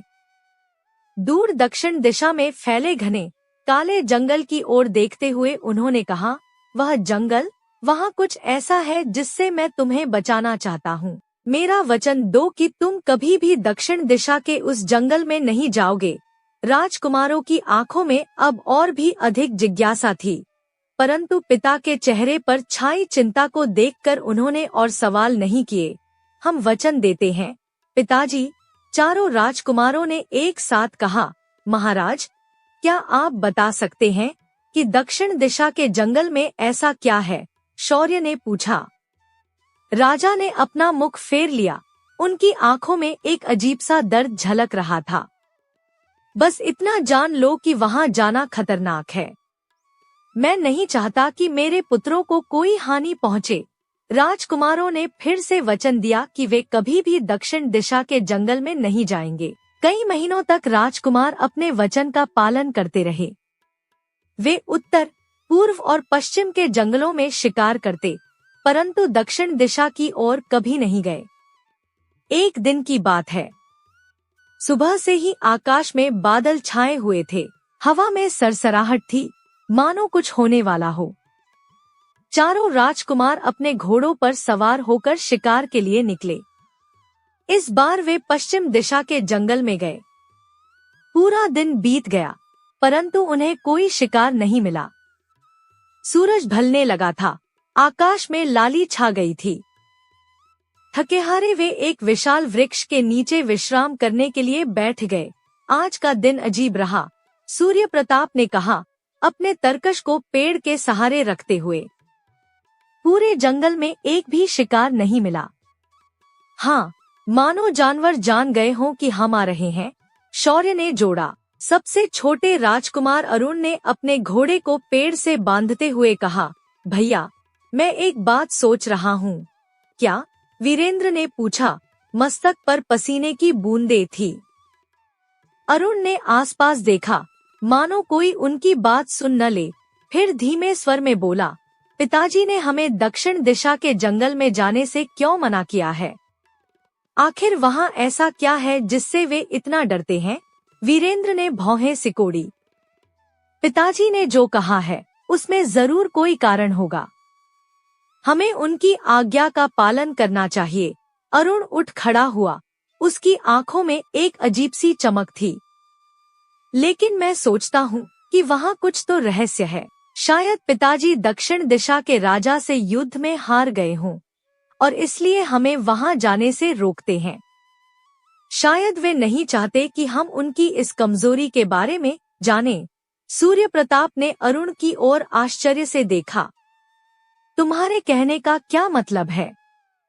पिताजी कभी युद्ध में हार नहीं सकते। फिर वे हमें क्यों नहीं बताते कि वहाँ क्या है? अरुण ने तर्क दिया। मुझे लगता है कि हमें एक बार दक्षिण दिशा के जंगल में जाकर देखना चाहिए। शौर्य ने अपनी तलवार म्यान में डालते हुए कहा। अरुण की बात में दम है। हम चारों वीर योद्धा हैं। हमें डरने की क्या जरूरत है? अगर वहाँ कोई शत्रु है तो हम उससे युद्ध करेंगे और विजयी होंगे। वीरेंद्र ने सिर हिलाया। नहीं, यह ठीक नहीं है। हमने पिताजी को वचन दिया है। हम अपना वचन नहीं तोड़ सकते। सूर्य प्रताप ने थोड़ी देर सोचने के बाद कहा, लेकिन अगर वहाँ सचमुच कोई खतरा है तो हमें जानना चाहिए। हम राजकुमार हैं। हमारा कर्तव्य है राज्य की रक्षा करना। अगर दक्षिण दिशा से कोई खतरा है तो हमें उसका सामना करना होगा। वीरेंद्र अब भी दुविधा में था। उसने आकाश की ओर देखा जहां तारे चमकने लगे थे। ठीक है, उसने अंततः कहा, कल हम दक्षिण दिशा के जंगल में जाएंगे, लेकिन पिताजी को इसके बारे में नहीं बताएंगे। अगली सुबह सूरज की पहली किरणें फैलने से पहले ही चारों राजकुमार अपने अपने घोड़ों पर सवार होकर महल से निकल पड़े। उन्होंने राजा से कहा कि वे अपने मित्रों के साथ शिकार के लिए जा रहे हैं और शाम तक लौट आएंगे। राजा ने उन्हें आशीर्वाद दिया, परंतु उनकी आंखों में अजीब सी बेचैनी थी, मानो उन्हें पता हो कि उनके पुत्र कहाँ जा रहे हैं। धीरे धीरे सूरज का प्रकाश फैला और राजकुमार दक्षिण दिशा की ओर बढ़ने लगे। जैसे जैसे वे राज्य की सीमा की ओर बढ़े, वैसे वैसे जंगल घना होता गया। ऊंचे ऊंचे वृक्षों की छाया में घोड़ों की टापें गूंज रही थी। वातावरण में एक अजीब सी सन्नाटा था, जैसे प्रकृति भी उन्हें चेतावनी दे रही हो। राज्य की सीमा पार करने के बाद उन्होंने अपने घोड़ों को एक पेड़ से बांध दिया और पैदल ही आगे बढ़ने लगे। जंगल अब और भी घना हो गया था।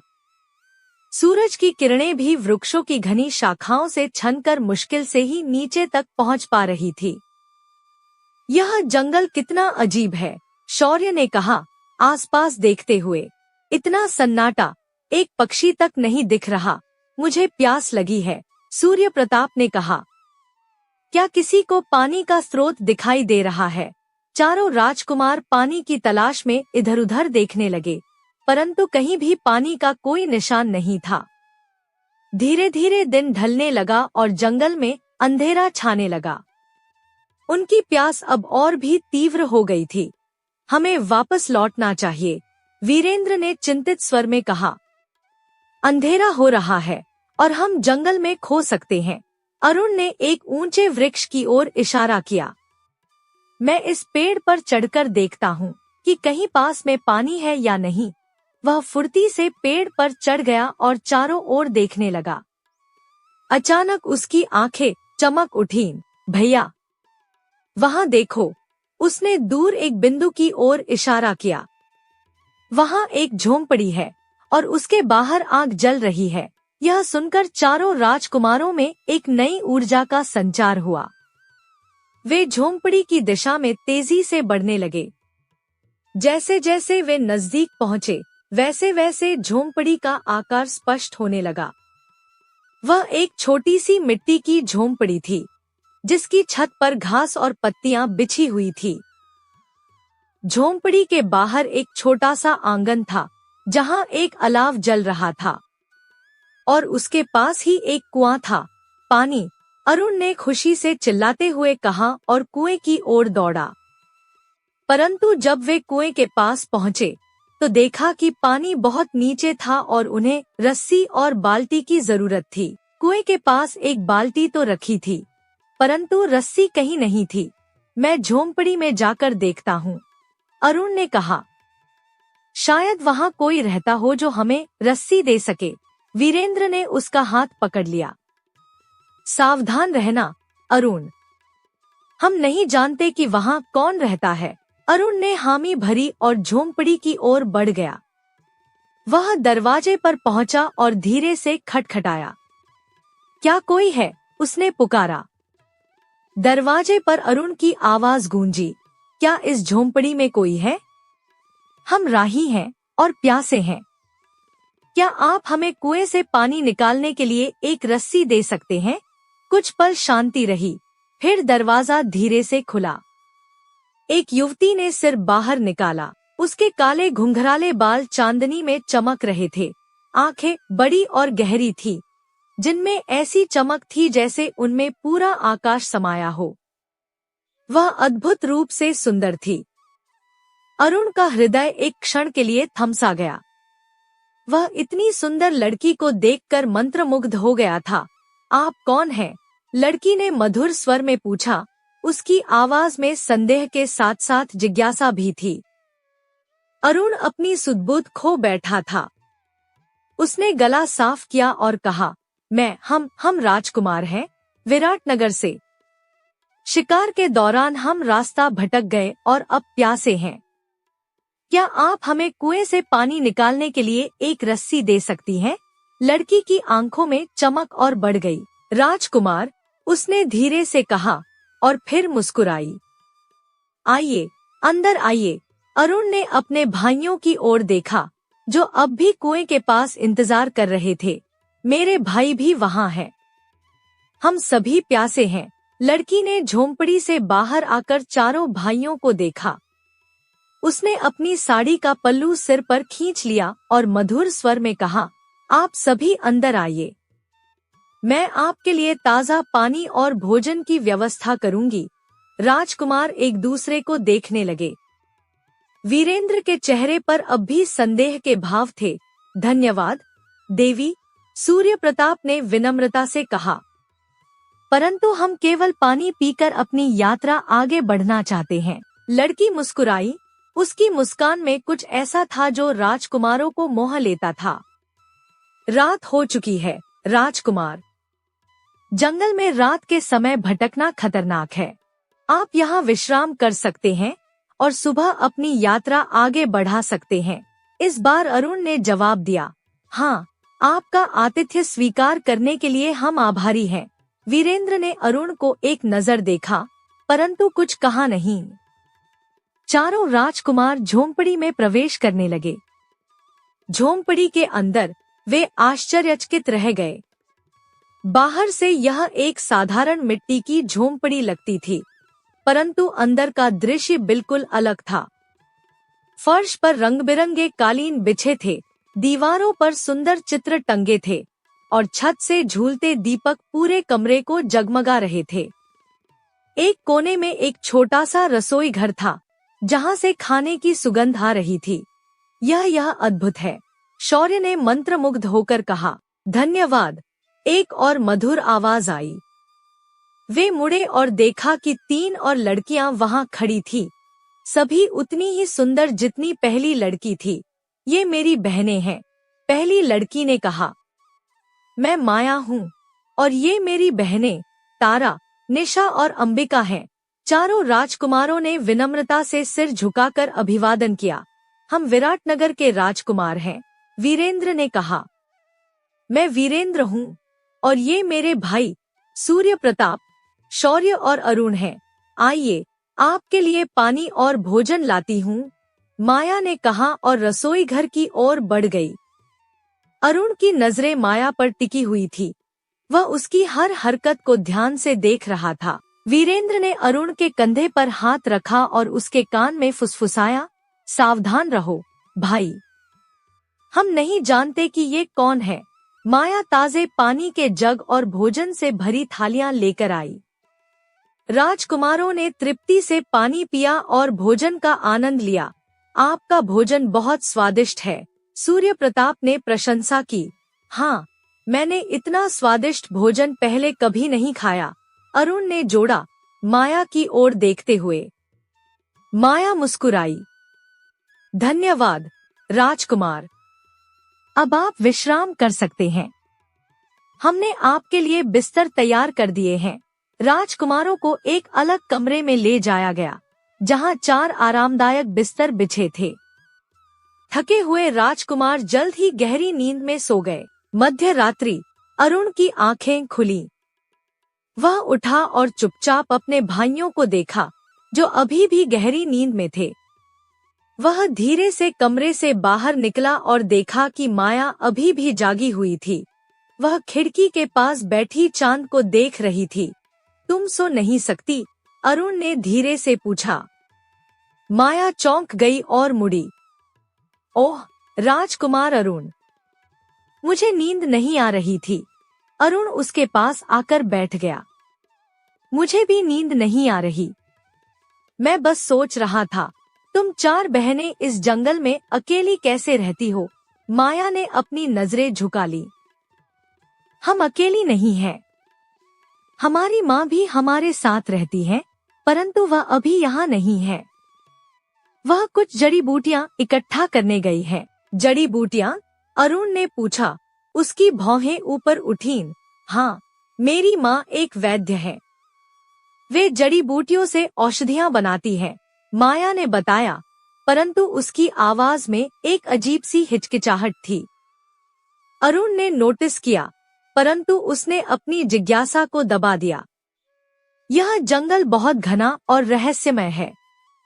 क्या तुम्हें यहाँ डर नहीं लगता? माया मुस्कुराई। उसकी मुस्कान में एक रहस्य छिपा था। नहीं राजकुमार, यह जंगल हमारा घर है। हम इसके हर कोने से परिचित हैं। और फिर जंगल उन्हीं को डराता है जो इसके रहस्यों से अनजान है। अरुण को माया की बातें रहस्यमयी लगी, परंतु वह इतना मोहित हो चुका था कि उसने ज्यादा सवाल नहीं किए। वे कुछ देर तक चांदनी में बैठे रहे, बातें करते रहे और फिर अपने अपने कमरों में सोने चले गए। अगली सुबह राजकुमार जागे तो देखा कि चारों बहनें उनके लिए नाश्ता तैयार कर रही थी। वे बाहर आए और टेबल पर बैठ गए। आज हम वापस लौट जाएंगे, वीरेंद्र ने कहा। हमारे माता पिता चिंता कर रहे होंगे। इतनी जल्दी? तारा ने निराशा से पूछा। आप थोड़ा और रुक नहीं सकते? नहीं, हमें जाना होगा, वीरेंद्र ने दृढ़ता से कहा। अचानक झोंपड़ी का दरवाजा खुला और एक वृद्ध महिला अंदर आई। उसके सफेद बाल बिखरे हुए थे, आंखें गहरी और घुसी हुई थी और चेहरे पर झुर्रियां थी, परंतु उसकी आंखों में एक अजीब सी चमक थी जो कहीं भयभीत करती थी। तो ये है हमारे मेहमान, वृद्ध महिला ने कहा। उसकी आवाज कर्कश और भारी थी। माँ, ये विराटनगर के राजकुमार हैं, निशा ने परिचय कराया। कल रात वे यहाँ आए थे और हमने उन्हें ठहरने दिया। वृद्ध महिला ने राजकुमारों को ध्यान से देखा। उसकी आंखों में एक चतुर चमक थी। विराटनगर से? राजा विराट सेन के पुत्र? हाँ माताजी, वीरेंद्र ने सम्मान से कहा। हम उनके पुत्र हैं। वृद्ध महिला मुस्कुराई, परंतु उसकी मुस्कान में कुछ ऐसा था जो राजकुमारों के रोंगटे खड़े कर देता था। कितना अच्छा! राजा विराट सेन के पुत्र हमारे मेहमान हैं। आपको यहाँ आना नहीं चाहिए था, उसने कहा। अचानक उसकी आवाज का स्वर बदल गया। राजकुमारों ने एक दूसरे को देखा। उनके चेहरों पर चिंता के भाव थे। माँ, आप क्या कह रही हैं? माया ने पूछा। उसकी आवाज में डर था। वृद्ध महिला ने अपनी बेटी को एक तीखी नजर से देखा और फिर राजकुमारों की ओर मुड़ी। क्या तुम्हारे पिता ने तुम्हें इस जंगल में आने से मना नहीं किया था? वीरेंद्र ने आश्चर्य से पूछा। आपको कैसे पता? वृद्ध महिला हंसी। उसकी हंसी जंगल में गूंज गई। मुझे सब पता है, राजकुमार। और अब तुम चारों मेरे हो। अचानक वह एक अजीब सी भाषा में मंत्र बुदबुदाने लगी और अपने हाथों को हवा में घुमाने लगी। एक चमकदार प्रकाश उसके हाथों से निकला और वीरेंद्र को जा लगा। वीरेंद्र की चीख गूंजी और अगले ही पल वह एक बकरे में बदल गया। वीरेंद्र! तीनों भाई एक साथ चिल्लाए। चुप! वृद्ध महिला चिल्लाई। एक शब्द और बोला तो तुम सभी की यही हालत होगी। राजकुमार भय से सिहर उठे। वे समझ गए कि वह कोई साधारण वृद्ध महिला नहीं है, बल्कि एक शक्तिशाली जादूगरनी है। आप हमारे भाई को वापस इंसान बना दीजिए, सूर्य प्रताप ने विनती की। जादूगरनी ने एक हाथ उठाया और वीरेंद्र फिर से अपने मूल रूप में आ गया। वह जमीन पर गिर पड़ा, हाँफ रहा था। वीरेंद्र, तुम ठीक हो? शौर्य ने चिंता से पूछा। वीरेंद्र ने सिर हिलाया, अब भी भय से कांप रहा था। सुनो राजकुमारों, जादूगरनी ने कहा, तुम चारों अब मेरे कैदी हो। तुम तभी जीवित रहोगे जब तुम मेरी बेटियों से विवाह करोगे। राजकुमारों ने आश्चर्य से एक दूसरे को देखा। हम विवाह कैसे कर सकते हैं? अरुण ने हकलाते हुए कहा। हमारे माता पिता की अनुमति के बिना। तुम्हारी पसंद यही है, जादूगरनी ने कठोरता से कहा। या तो विवाह करो या बकरे बनकर रहो। चुनाव तुम्हारा है। राजकुमार दुविधा में पड़ गए। वे अपने पिता के वचन को तोड़ चुके थे और अब इस संकट में फंस गए थे। अरुण ने माया की ओर देखा, जिसके चेहरे पर चिंता और डर के भाव थे। हम विवाह करने को तैयार हैं, अरुण ने अंततः कहा। अरुण! वीरेंद्र ने आश्चर्य से कहा। हमारे पास और कोई विकल्प नहीं है भैया, अरुण ने धीरे से कहा। अगर हम जीवित रहना चाहते हैं तो हमें उसकी शर्तें माननी होंगी। तीनों भाई आपस में परामर्श करने लगे। अंततः वे सभी सहमत हो गए। हम विवाह करने को तैयार हैं, वीरेंद्र ने कहा। परंतु आप हमें वचन दे कि हमें कोई हानि नहीं पहुंचाएंगी। जादूगरनी मुस्कुराई। वचन देती हूँ, परंतु याद रखो, तुम चारों अब इस जंगल में ही रहोगे। अगर तुमने जंगल से बाहर जाने की कोशिश की तो तुम सभी हमेशा के लिए बकरे बन जाओगे। इस प्रकार चारों राजकुमारों का विवाह चारों बहनों से हो गया। वे सभी जंगल में रहने लगे, जादूगरनी की कैद में। दिन बीतते गए और राजकुमार झोंपड़ी में अपनी नई पत्नियों के साथ रहने लगे। वे अक्सर जंगल में शिकार के लिए जाते, परंतु जादूगरनी की धमकी के कारण वे कभी भी जंगल की सीमा से बाहर नहीं जाते थे। धीरे धीरे अरुण ने महसूस किया कि माया अन्य बहनों से अलग है। जब भी वह उसे खाना परोसती, वह उदास हो जाती और अक्सर आंसू भरी आंखों से उसे देखती। एक दिन जब वे दोनों अकेले थे, अरुण ने पूछा, माया, तुम हमेशा उदास क्यों रहती हो? क्या तुम मुझसे प्रेम नहीं करती? माया ने अपनी आंखें पोंछी। नहीं राजकुमार, ऐसी बात नहीं है। मैं तुमसे बहुत प्रेम करती हूँ, इसलिए ही मैं दुखी हूँ। अरुण ने भौहें सिकोड़ी। मैं समझा नहीं। माया ने आसपास देखा, यह सुनिश्चित करने के लिए कि कोई उनकी बातें नहीं सुन रहा है। फिर वह धीमे स्वर में बोली, अरुण, मेरी माँ एक शक्तिशाली जादूगरनी है। वह अपनी शक्तियों को बढ़ाने के लिए मनुष्यों की बलि देती है। अरुण के चेहरे का रंग उड़ गया। क्या? हाँ, माया ने आगे कहा। उसकी आवाज अब और भी धीमी हो गई थी। और अगली अमावस्या को वह तुम चारों भाइयों में से किसी एक की बलि देगी। अरुण के दिल की धड़कन तेज हो गई। और तुम्हारी बहनें? वे भी इसमें शामिल हैं? माया ने सिर हिलाया। हाँ, वे मेरी माँ की सहायता करती हैं। पर मुझे यह सब अच्छा नहीं लगता। मैं तुम्हें बचाना चाहती हूँ अरुण। मैं तुमसे सच्चा प्रेम करती हूँ। अरुण ने माया का हाथ पकड़ा। हमें क्या करना चाहिए? कैसे बच सकते हैं हम? माया ने सोचा, फिर धीरे से बोली, मेरी एक योजना है, पर इसके लिए तुम्हारे भाइयों का साथ भी चाहिए होगा और मुझे भी अपने साथ ले जाना होगा। अरुण ने दृढ़ता से सिर हिलाया। हम तुम्हें जरूर अपने साथ ले जाएंगे माया। तुम मुझे अपनी योजना बताओ। माया ने अपनी योजना बताई। अगले दिन शिकार के दौरान अरुण ने अपने भाइयों को भी इस रहस्य से अवगत कराया। यह जादूगरनी हमारी बलि देना चाहती है। शौर्य ने आश्चर्य से कहा। हाँ, और माया हमें बचाना चाहती है, अरुण ने बताया। उसने एक योजना बनाई है। वीरेंद्र ने संदेह से पूछा। क्या हम माया पर भरोसा कर सकते हैं? वह जादूगरनी की बेटी है। आखिर मैं माया पर पूरा भरोसा करता हूँ, अरुण ने दृढ़ता से कहा। वह अलग है, वह हमें सच में बचाना चाहती है। वीरेंद्र ने थोड़ी देर सोचा, फिर हामी भरी। ठीक है, हम माया की योजना को अमल में लाएंगे। अगले दिन चारों भाई शिकार के लिए जंगल में गए। वहां उन्होंने अपने आप को घायल किया। छोटे मोटे कट और खरोंच जो दिखने में दर्दनाक लगे पर वास्तव में गंभीर न हो। जब वे घायल अवस्था में झोंपड़ी लौटे तो चारों बहनें चिंतित हो गईं। क्या हुआ? तारा ने चिंता से पूछा। जंगल में हम पर हमला हुआ, वीरेंद्र ने बनावटी दर्द से कराहते हुए कहा। कुछ लुटेरे थे, बहुत तेज दौड़ने वाले घोड़ों पर सवार।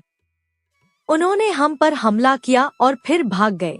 हमने उनका पीछा करने की कोशिश की, सूर्य प्रताप ने जोड़ा, पर हमारे पास घोड़े नहीं थे।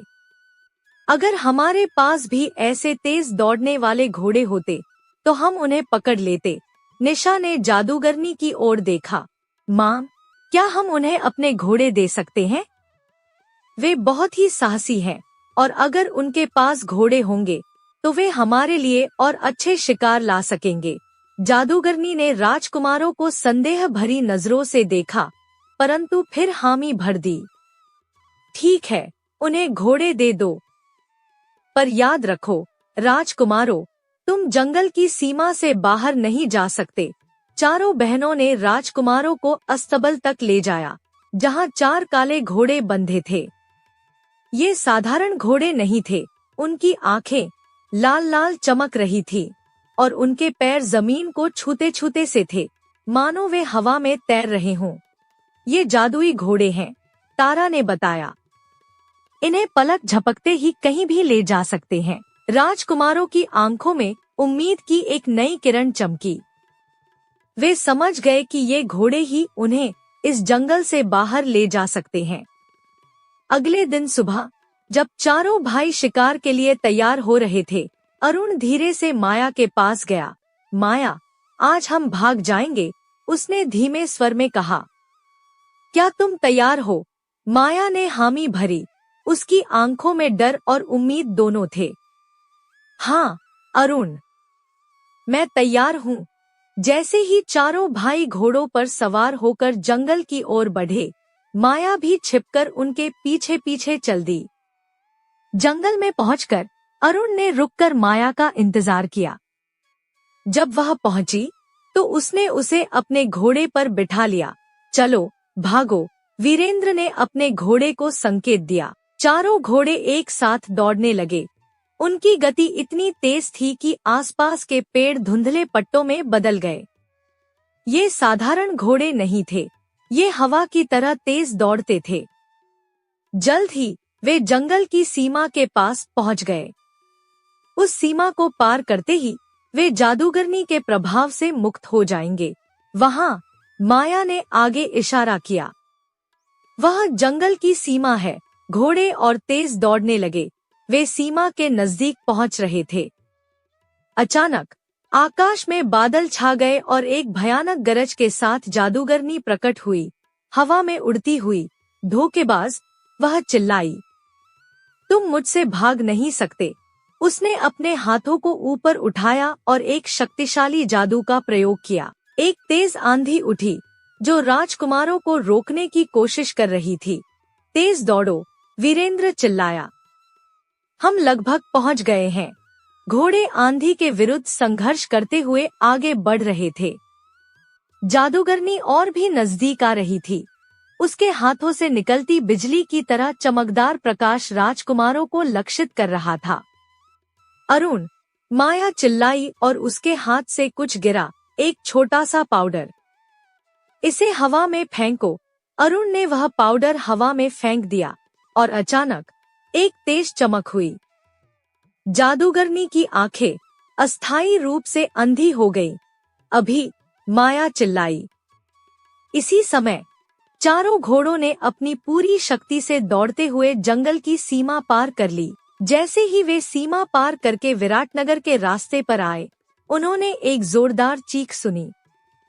वे मुड़े और देखा कि जादूगरनी आकाश में खड़ी हुई क्रोध से चिल्ला रही थी, परंतु अब वह उन्हें छू नहीं सकती थी।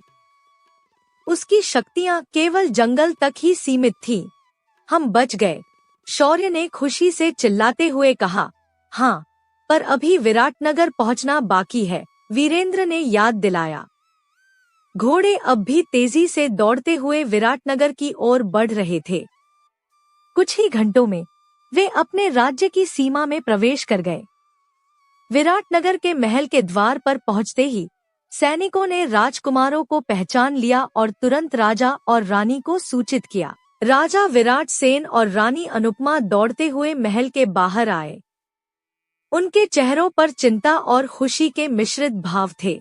मेरे बच्चे, रानी ने आंसू भरी आंखों से कहा और अपने पुत्रों को गले लगा लिया। राजा के चेहरे पर राहत के भाव थे, परंतु साथ ही एक अजीब सी चिंता भी थी। तुम कहाँ थे?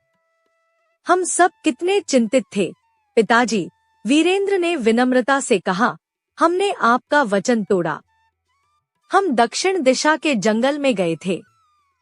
और वहां, राजा ने हाथ उठाकर वीरेंद्र को रोक दिया।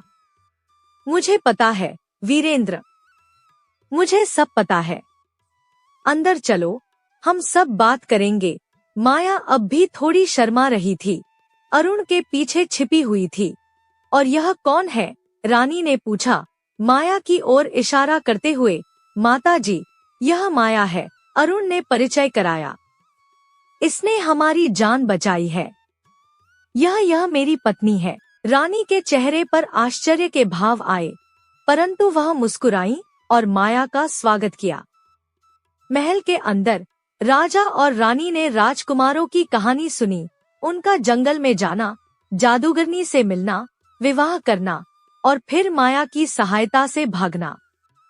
कहानी पूरी सुनने के बाद राजा ने एक लंबी सांस ली और अपने सिंहासन से उठकर खिड़की के पास गए। मैं जानता था कि यह दिन आएगा, उन्होंने धीरे से कहा। मैंने तुम्हें दक्षिण दिशा के जंगल में जाने से इसीलिए मना किया था।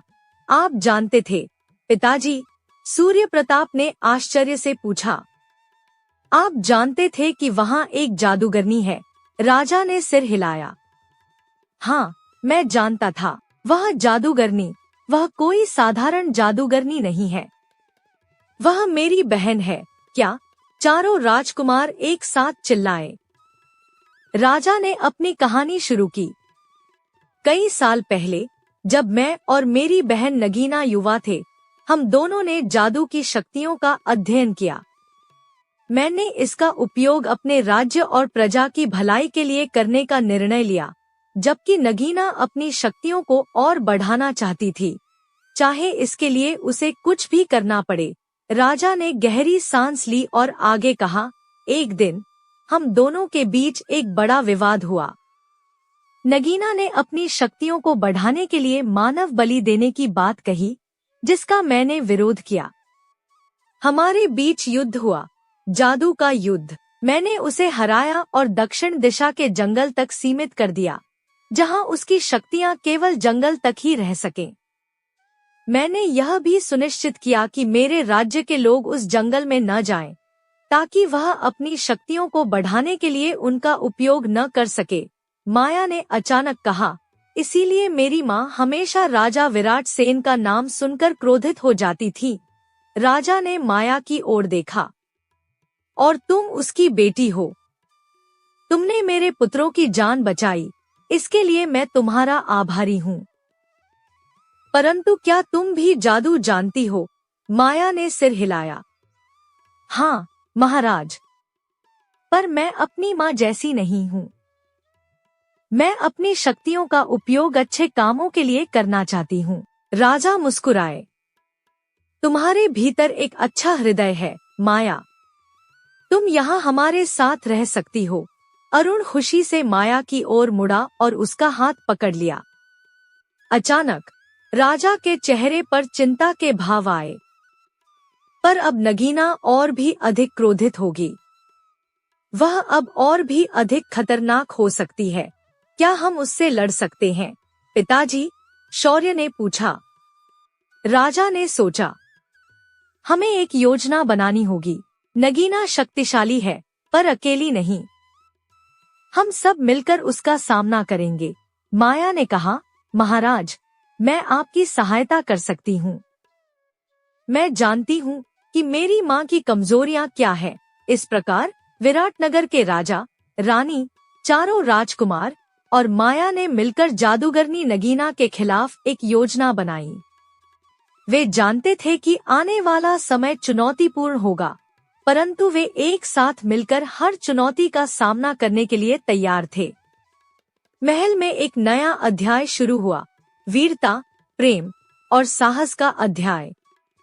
माया अपने नए परिवार के साथ खुशी से रहने लगी और अरुण के साथ उसका प्रेम दिन प्रतिदिन बढ़ता गया। और रात के अंधेरे में दक्षिण दिशा के जंगल में एक क्रोधित जादूगरनी प्रतिशोध की योजना बना रही थी। विराटनगर के लिए एक नया संकट आने वाला था, परंतु इस बार वे तैयार थे। दोस्तों, अगर आपको वीडियो अच्छी लगी हो तो प्लीज इस वीडियो को लाइक करके एक हाइप जरूर दे दीजिएगा। और हाँ, जाने से पहले आपको कहानी कैसी लगी कमेंट करके बताइएगा। और अगर दिल से कहानी पसंद आई है तो प्लीज चैनल को भी सब्सक्राइब जरूर कर दीजिएगा। धन्यवाद। खुश रहिए, मस्त रहिए, लाइफ में हमेशा मोटिवेटेड रहिए।